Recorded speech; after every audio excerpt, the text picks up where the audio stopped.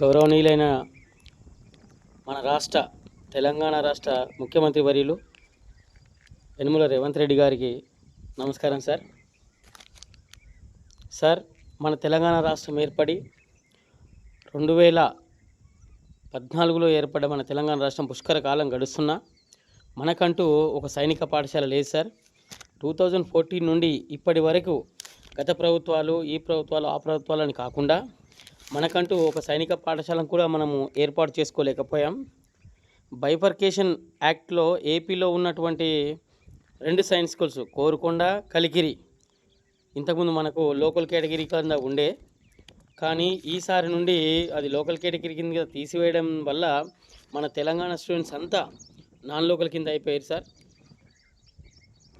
ఏ విధమైన నాన్ లోకల్లో మనం సీట్ సంపాదించాల్సిన అవసరం ఏర్పడ్డది. నేషనల్ టెస్టింగ్ ఏజెన్సీ ద్వారా 2025లో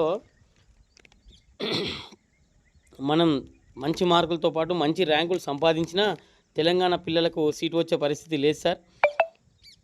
ఎన్ని మార్క్స్ వచ్చినా సీట్ ఖచ్చితంగా వస్తుంది లేదన్నది మనం ఎటు చెప్పలేకపోతున్నాం సార్.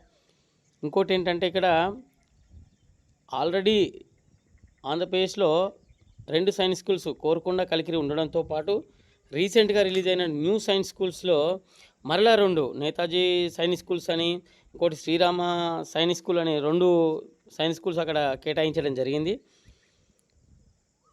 కానీ మన తెలంగాణకు ఒక సైనిక్ స్కూల్ కూడా రాలేదు సార్. ఇది మన దురదృష్టం కిందనే. మరి మన తెలంగాణకి ఏమైంది అన్నది నాకేం అర్థమవుతలేదు సార్. అంటే పేరెంట్స్గా మాకేం అర్థమవుతలేదు. ఎన్టీఏ ఎగ్జామ్ రాసినటువంటి 20,000 మంది పిల్లల స్టూడెంట్స్ యొక్క పరిస్థితి అగమ్య గోచరంగా మారింది. వాళ్ళ భవిష్యత్తు ప్రశ్నార్థకంగా మారింది. చిన్నప్పుడే బీజాలు వేసినటువంటి ఈ ఆర్మీకి సంబంధించినటువంటి విషయాలు ఏవైతే ఉన్నాయో పిల్లల్లో నాటి మనము వాళ్ళని ఆర్మీ సైడ్ వెళ్తే బాగుంటుంది అన్న ఉద్దేశంతో సైనిక పాఠశాలకు ప్రిపేర్ చేసి మేము ఎగ్జామ్ రాపించాం.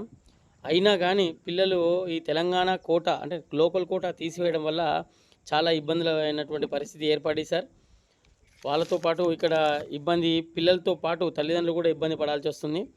ఈ విషయంపై పిల్లల భవిష్యత్తును దృష్టిలో ఉంచుకొని వీలైనంత తొందరగా సైనిక పాఠశాలను ఏర్పాటు చేసి ఈ సంవత్సరం 2025లో ఖచ్చితంగా ఒక పాఠశాలను ఏర్పాటు చేసి ఉన్నటువంటి 20,000 మంది పిల్లల భవిష్యత్తును కాపాడాలని పేరెంట్స్గా మేము మిమ్మల్ని విజ్ఞప్తి చేస్తున్నాం సార్. ఈ చిన్న విషయాన్ని దృష్టిలో పెట్టుకొని మాకు ఒక సొల్యూషన్ చూపిస్తారా ఈ పేరెంట్స్ తరఫున మేము అందరం ఆశిస్తున్నాం సార్. 2014లో మీరు ఒక ఎంపీగా ఉన్నప్పుడు కూడా మనకు అప్పుడు ప్రభుత్వం మీద ఒత్తిడి తెచ్చి ప్రశ్న అడిగిర్రు. ఆ ప్రశ్నల వల్ల మనకు సమాధానం కూడా వచ్చింది సార్. లెటరు హ్యాండ్ ఇన్ఫ్రాస్ట్రక్చర్ మనకు ఉంటే వరంగల్లో మెమోరాండమ్ ఆఫ్ అగ్రిమెంట్ కూడా జరిగింది, సైన్ చేసిన విషయం కూడా మనకు అందరికీ తెలుసు సార్. అప్పటి నుండి ఇప్పటి వరకు ఒక 20 సైన్స్ స్కూల్స్ ఏర్పడ్డా కానీ తెలంగాణలో మాత్రం ఒక్క సైనిక్ స్కూల్లో ఏర్పడకపోవడం వల్ల తెలంగాణ గవర్నమెంట్ పైన చిత్తశుద్ధి లేకపోవడం వల్లనో ఏ విధంగా భవిష్యత్తులో పిల్లల యొక్క పరిస్థితిని దృష్టిలో పెట్టుకొని తల్లిదండ్రుల యొక్క ఈ బాధను వీటన్నిటిని దృష్టిలో పెట్టుకొని ఆవేదనను దృష్టిలో ఉంచుకొని తల్లిదండ్రుల యొక్క ఆవేదనను దృష్టిలో ఉంచుకొని తక్షణమే ఒక సైనిక పాఠశాలను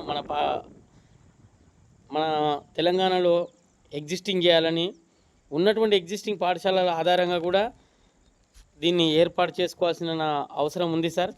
ఇంతకుముందు ఏర్పాటు చేసుకున్న ప్రతి ప్రభుత్వం, ఈవెన్ వేరే రాష్ట్రాలలో ఏర్పాటు చేసుకున్న ప్రతి ప్రభుత్వం కూడా ఎట్ ఏ టైం ఎటువంటి బిల్డింగ్ రెడీ చేసుకోలేదు సార్.